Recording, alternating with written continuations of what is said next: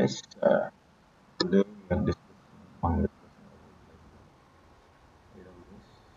AWS అంటే cloud అనమాట. AWS cloud, Amazon web services, Amazon web service, Amazon web services అనేది ఆ, Amazon Amazon web services cloud, Amazon web సర్వీసెస్లో AWS Amazon web సర్వీసెస్లో అది మనకి సర్వీస్ ఇస్తుంది. కొన్ని సర్వీసెస్ని మనం రెంట్లా తీసుకోవచ్చు. అంటే ఒకటి మనము ఒక సర్వీస్ కొనకుండా మనం ఆ సర్వీస్ యూజ్ చేసుకోవచ్చు. అందుకని AWS యూజ్ చేస్తాము. అది పర్ హవర్ అది అమౌంట్ పే చేస్తే పర్ హవర్ పట్టిస్తుంది AWS.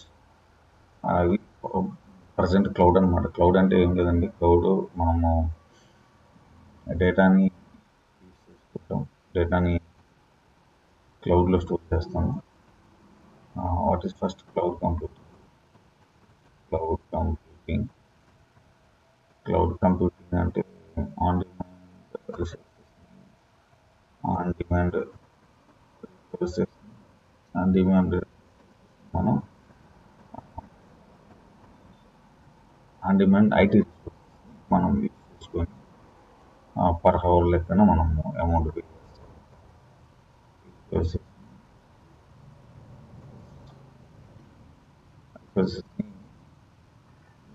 We are using instead of buying. Instead of buying,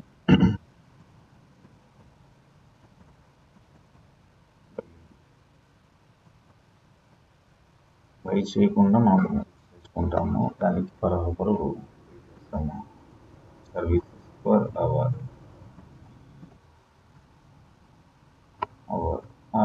services ఏంటంటే సర్వీసెస్ లైక్ నెట్వర్క్ యూజ్ చేసుకోవచ్చు.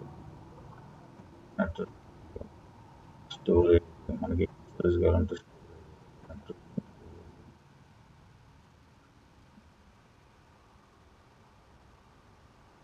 Database etcetera.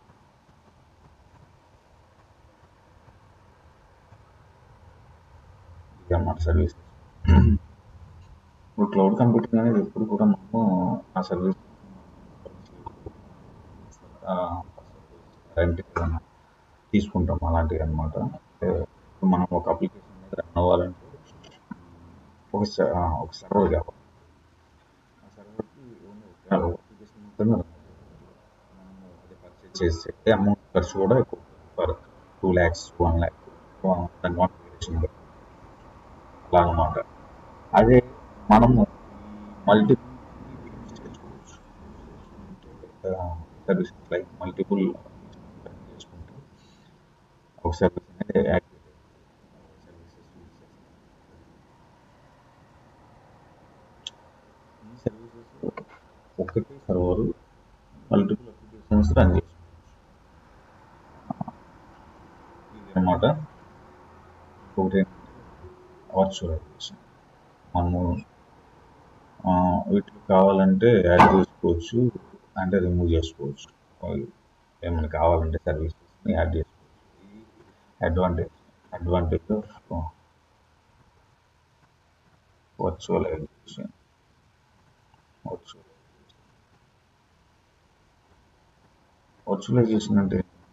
వర్చువలైజేషన్ అంటే ఫస్ట్ ఆఫ్ ఆల్ మనం డైరెక్ట్గా కాకుండా డేటాని యాడ్ చేసుకోవచ్చు.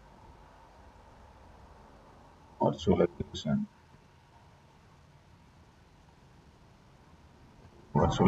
అంటే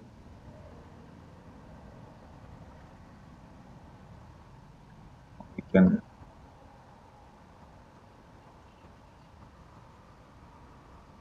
use without physical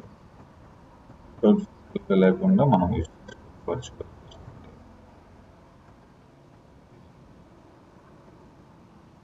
అంటే రిమోట్గా. Like advantage of cloud computing. Advantage of cloud computing advantage ఏంటంటే మనము సర్వీసెస్ పర్ అవర్ ఎంత టైం అయితే మనం వాడుకుంటామో అంతగా సర్వీస్ని ఇస్తాము. Advantage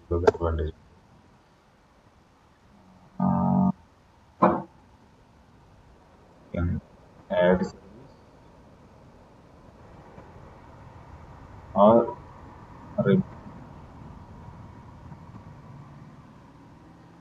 particular service or particular server or remove the server. Multiple కావాలంటే మనం యాడ్ చేసుకోవచ్చు. ఇప్పుడు ఒక ఉదాహరణగా ఫిజికల్ సర్వర్లో ఓన్లీ ఒకటే మాత్రమే అప్లికేషన్ రన్ అవుతుంది. మల్టిపుల్ సర్వర్స్ మల్టిపుల్ అప్లికేషన్స్ ఉన్నాయి. మల్టిపుల్ సర్వర్స్ తీసుకొని మనం కావాల్సిన తెచ్చుకొని మనం టర్న్ ఆఫ్ చేసుకుంటే మనకి ఆ అమౌంట్ అనేది పడదు. అదనమాట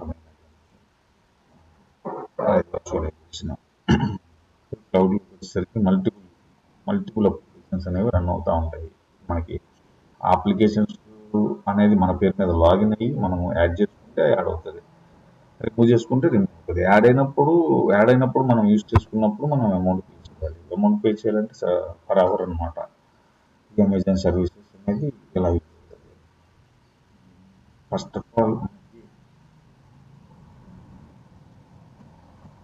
AWSలో అమెజాన్ వెబ్ సర్వీసెస్ అనేది మోస్ట్లీ ఇప్పుడు 50% షేర్ ఉంది. 50% ఉందండి షేర్. 50% ఆ తర్వాత అజూర్ వచ్చేసరికి 30% ఉంది. అజూర్ 30% ఉంది. అందులో అజూరు తర్వాత గూగుల్ క్లౌడ్ ఒక 10% దాకా ఉంది. 10% దాకా ఉంది. అంతేకాకుండా IBM క్లౌడ్, అలీబాబా ఇవన్నీ IBM cloud, Alibaba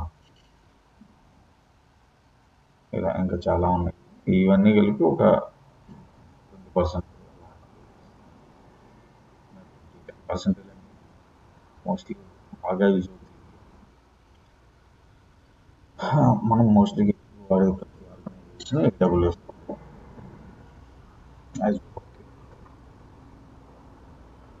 AWS virtualization concept అనేది మెయిన్గా సర్వర్స్ సర్వర్ అప్లికేషన్ సర్వర్ అనుకోండి. సర్వర్లో ఓన్లీ ఒక అప్లికేషన్ ఉంటుంది. 24/7 సపోర్టింగ్ చేయాలనుకుంటుంది సర్వర్స్. అవి ఎప్పుడు ఉంటాయి, అంటే 24/7 లైక్ దానికి లైఫ్ టైం ఉంటుంది. టైంలో అవి ఏదైనా రిపేర్ వస్తుంది, వాటిని చేసుకుంటూ ఉండాలి. సో అందుకని మన వాళ్ళు కొనుక్కోవాలంటే 2 lakhs ఉంటుంది ప్రతి సర్వర్. సో అందుకని ఇన్స్టెడ్గా ఇది యూజ్ చేసుకొని దాన్ని పే చేస్తాం. సర్వర్ లెక్కన ఫ్రీ సర్వీస్ ముఖ్యంగా AWS సినారియో అంటే ఇది వ్యాస్ట్ సబ్జెక్ట్ అనమాట, చాలా పద్ధతి. తర్వాత నెట్వర్కింగ్ ఉంటాయి, వర్చువలైజేషన్ ఉంటుంది. క్లౌడ్ కంప్యూటింగ్ అనేది ఒక పెద్ద కాన్సెప్ట్ అండి. క్లౌడ్ కంప్యూటింగ్లో ఎప్పుడు కూడా మనం డేటాని స్టోర్ చేసుకుంటానికి యూజ్ చేసుకోవచ్చు, సర్వీసెస్ మనం వాడుకుంటానికి యూజ్ చేసుకోవచ్చు. ఈ ప్రజెంట్ మంచి భూమిగా ఉంది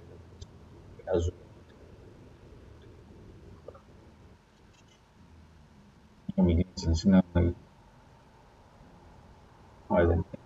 తర్వాత కాన్సెప్ట్స్ వచ్చేసరికి ఈ సర్వీసెస్ని మనం ఎక్కువగా యూజ్ చేయాలంటే మనం పే చేసేవి కొన్ని ఉంటాయి. సర్వీసెస్ కూడా ప్రొవైడ్ చేస్తుంది. మనకు కావాలంటే లాగిన్ ఒక 1 year ఇప్పుడు లాగిన్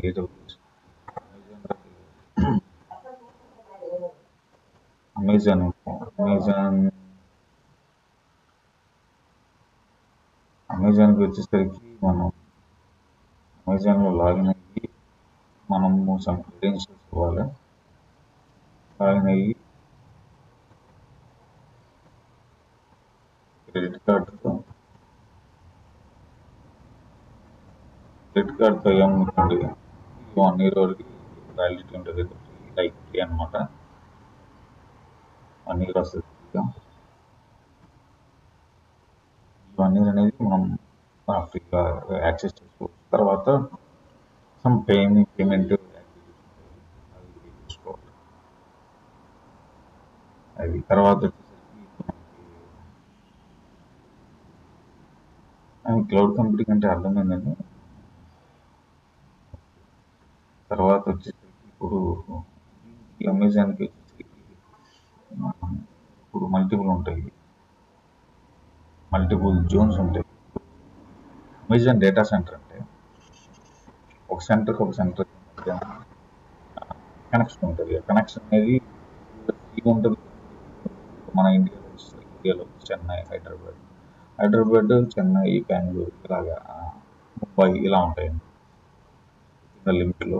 డేటాని అవి డిజాస్టర్ మేనేజ్మెంట్ యాక్టివిటీస్ కూడా చేసుకోవచ్చు. దానికి ఒకటి ఇప్పుడు AZ1 అవైలబిలిటీ జోన్ హైదరాబాద్. ఆ హైదరాబాద్లో అవైలబిలిటీ జోన్ ఉంటుంది కదా, ఆ హైదరాబాద్ అవైలబిలిటీ జోన్ నుంచి చెన్నైకి, బెంగళూరుకి, ముంబైకి కనెక్టివిటీ ఉంటుంది. ఈ కనెక్టివిటీ అనేది ఒకసారి కనుక మనది డేటా సెంటర్ కనుక ఏదన్నా స్టేషన్స్ వచ్చి మన డేటా పేరు వేణు డేటా అనేది లాస్ట్ అయిపోయి వెంటనే బ్యాకప్ వెళ్ళిపోయి నేను హైదరాబాద్లో పెట్టుకున్నాను, అది బెంగళూరు దాని నుంచి, చెన్నై దాని నుంచి తీసుకొని అది బ్యాకప్ సర్వీసెస్ ప్రొవైడ్ చేస్తాను. అలా తీసుకోవచ్చు అనమాట. అదొక అడ్వాంటేజ్. అవైలబిలిటీ ఫ్రీగా ఉంటాయి కేబుల్స్ అనేవి, కనెక్టివిటీ అనేది, డేటా అనేది కేబుల్స్ ఈ ద్వారా మన ఎర్త్ ద్వారా